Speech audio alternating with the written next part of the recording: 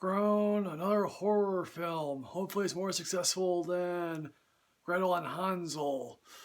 Here on Rich Reviews.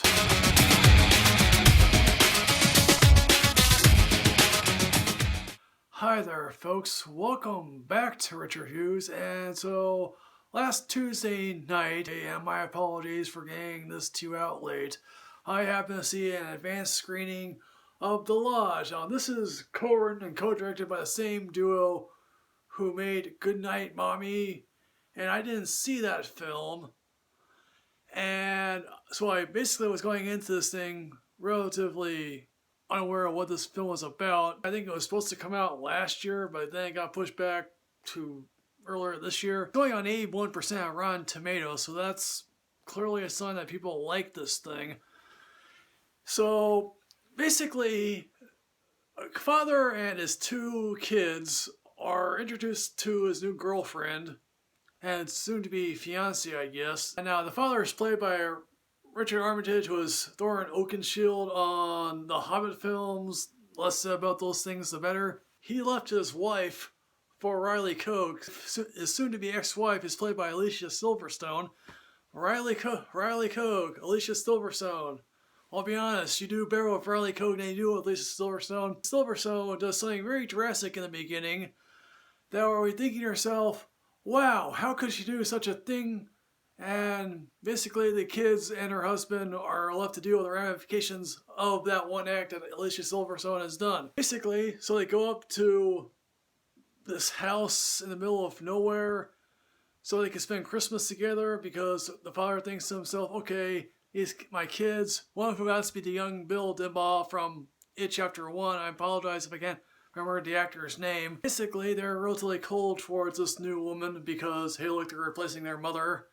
So basically the father is like, oh yes, I have work to do, basically. And then of course, the kids and the new soon-to-be wife are left alone in this house, and a raging snowstorm is going on outside. The one thing we come to learn about the Riley Coe character is that she was the lone survivor of a cult. And she's taking pills, she has a dog to keep her comfort, and so eventually things start to happen. Now, here's the thing, folks, I'll be honest, I was not a big fan of this film. I will not spoil them for the sake of this review. Here's the thing, folks, what maybe the biggest problem I have with this film, and it goes to what the poster says, and I guess it goes from a person from Screen Rant saying, this is the scariest horror film in years. So here's the thing, folks, I was a massive horror fan in my late teens and most of my 20s. And let me confess, I've just grown out of horror. Again, it's no fault of mine.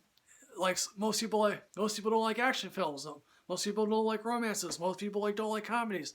I'm just not a horror person anymore, outside of the It franchise and a couple of Saw films. I think the film that maybe I'm equating this to most, and maybe I'm getting this wrong, and if you're in the comment section, please tell me I am wrong. The directors who were writing the script felt like, okay, let's cover what Hereditary did better. And let me confess, I wasn't the biggest fan of Hereditary, but I recognized that the acting was reasonably well done, but that film suffered from basically being two separate films smashed into one, and Ari Aster clearly has talent that's make him go far.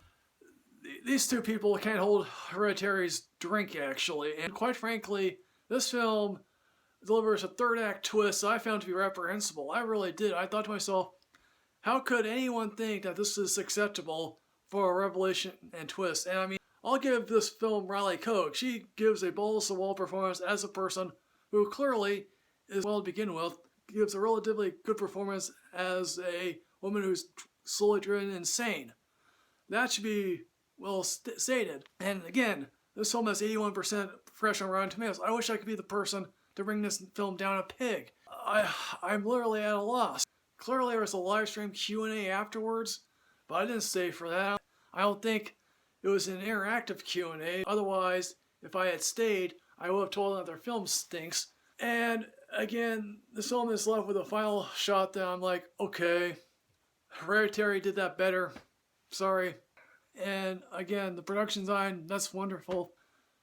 So in the end, folks, what I'm going to say about The Lodge, I am going to give this, I'm sorry, outside of Riley Coke, I'm going to give this, and only see it when you're drunk rating, because quite frankly, yeah, we're stuck inside, man. So folks, The Lodge, have you seen this? What did you think? What's the scariest horror film you've seen in recent years? I'm on Twitter at MichaelRichRichReviews2. As always, folks, like, comment, subscribe, enrich yourself with knowledge. I'll see you next time, folks. Yes, hooray.